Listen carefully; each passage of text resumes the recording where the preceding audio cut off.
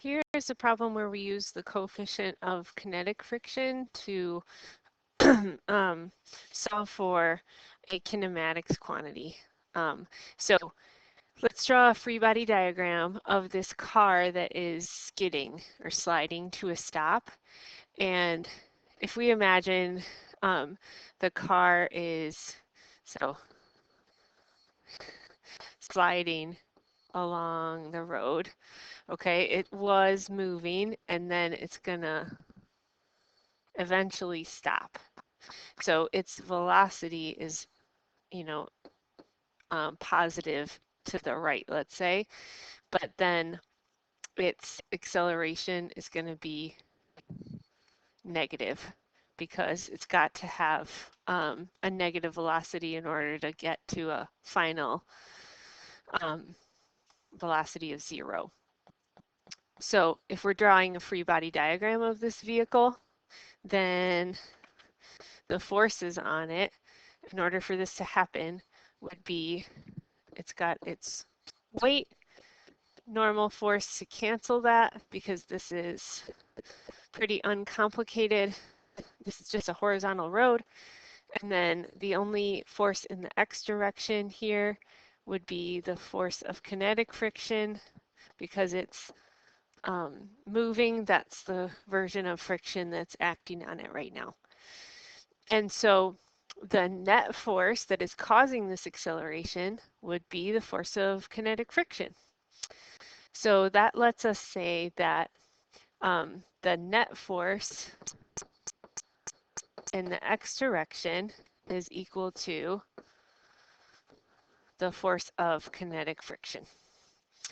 And therefore, the mass of the car times its acceleration in the x direction must be equal to the kinetic friction formula, which would be mu k times the normal force on that car. So then keep going here. We've got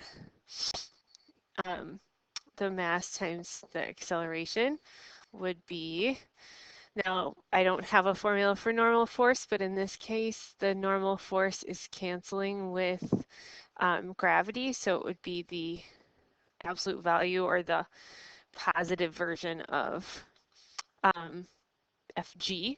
So then this would be mass times G. Okay, so I can divide both sides by m. That's pretty handy. And so then that goes away. So then I have the acceleration is equal to mu k times g. So let's go ahead and find that because I do have both those pieces of information. Yes, I have that the coefficient of friction on dry pavement is 0.6. And then I know my G value. So then the car is going to accelerate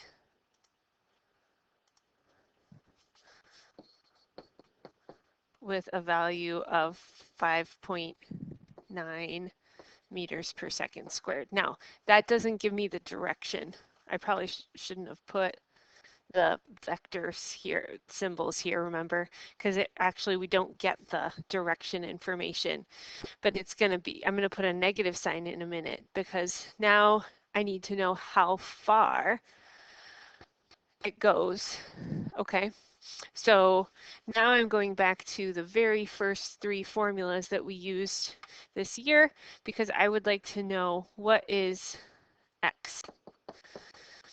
And I know that the V0x was 10. I know later on it's got to stop. And then I've got my AX, but I'm now putting the negative sign in front of it because I know that velocity is decreasing here. So then probably the easiest formula for me to use because I don't have time is this one where I've got Vx squared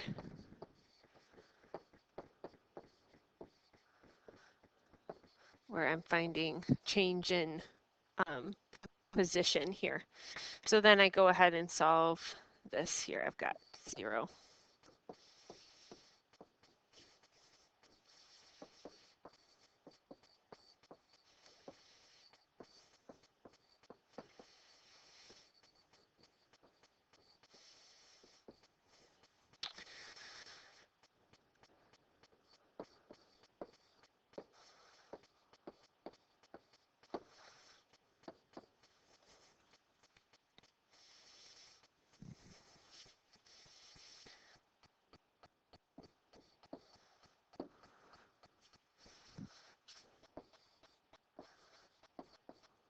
Being a little sloppy with my units here. Okay, but then when I divide,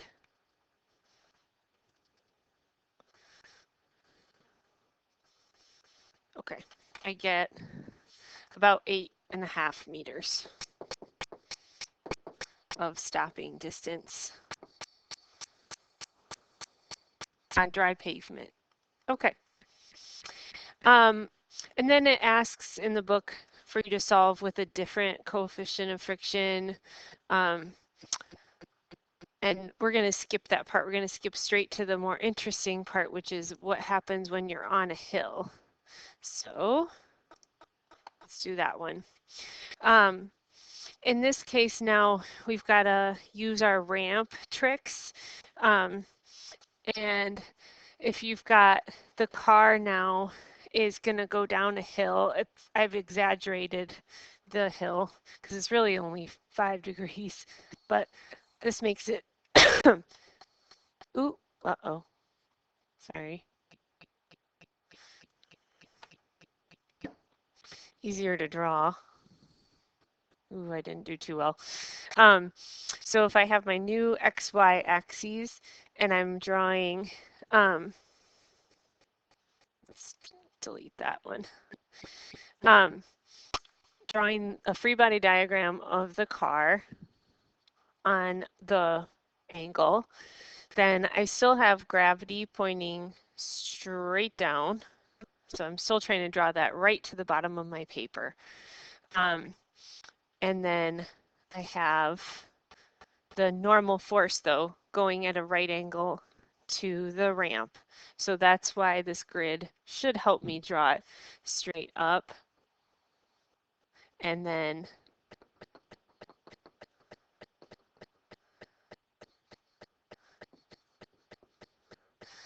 I have the force of friction going opposite the motion. So the car is going to slide. The velocity of the car is going to be sliding down the hill. So that means the friction vector is going to point this way. I don't, it's gravity's still going to win. So I probably shouldn't have drawn it that large because it's not going to win over gravity. I can see that gravity here is looks like 2 boxes kind of down the hill. So maybe I'll draw my friction vector really small here. Force of kinetic friction. And then I've got gravity has both an x and a y prime component. Let's call this x prime. And then this is my y prime axis. Okay.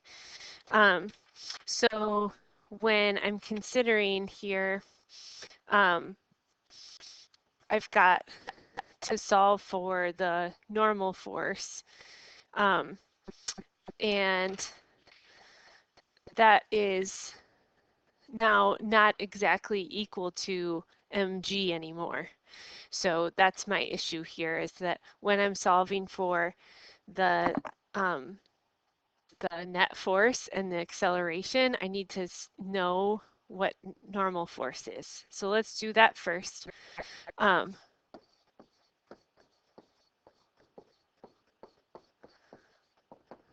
Okay, and Fn F net y, I guess y prime, is 0. So it's not, the car is not accelerating like into the road or up into the air. And so therefore the Fn plus negative FGY prime have to add to 0. Okay, so then that means that Fn, when I add that to both sides, I get that these two have the same magnitude.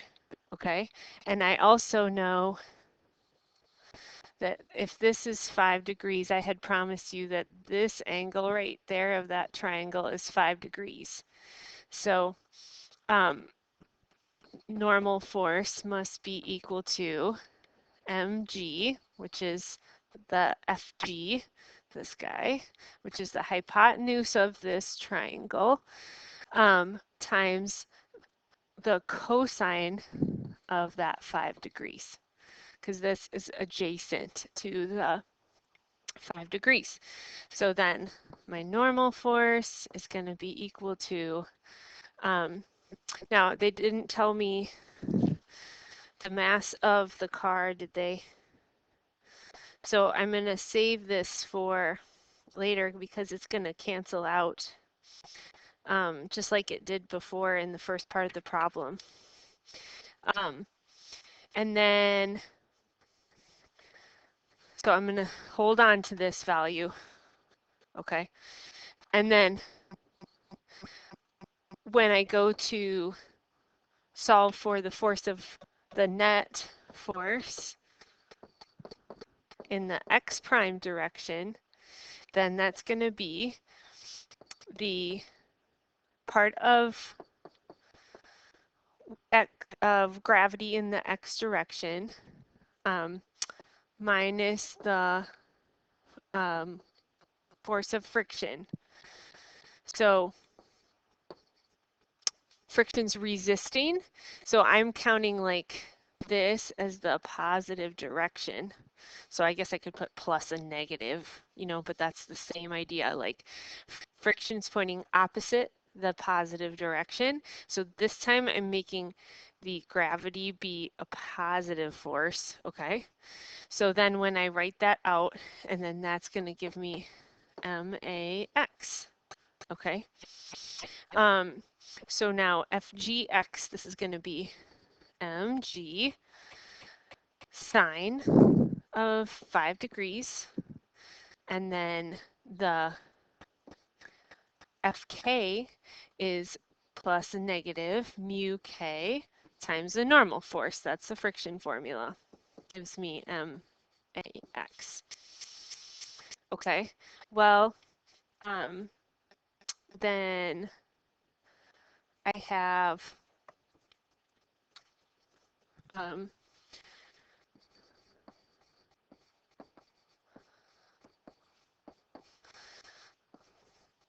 this coefficient is 0.10, and then I have a formula for Fn. So I'm plugging that in right here. So that's mg cosine 5 degrees, and all that equals max. Okay, so then again, I can divide everything by m because m is everywhere. So if I divide this by m, then all the m's go away. Okay, so then I have g sine 5 degrees plus negative 0.1 g cosine 5 degrees gives me a x. So then it's a matter of doing all this on my calculator here. So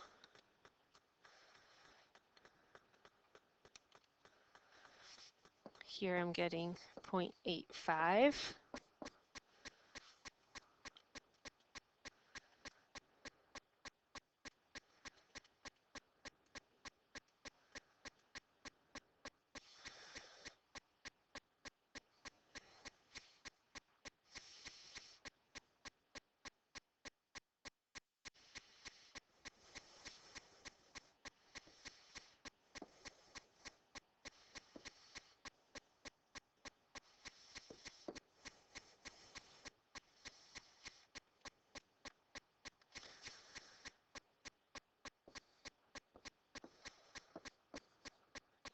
That's supposed to be a...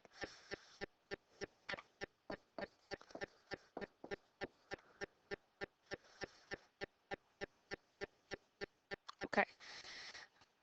And then we finally have an acceleration value for down the hill, and we can solve for the stopping distance. Again, same method as before. So we would have Vx squared equals V0x squared.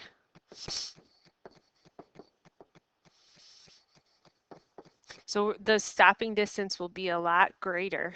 So I'm going to have 0 and 100 here. That's 10 squared, and then 2 times. So when I do the math, then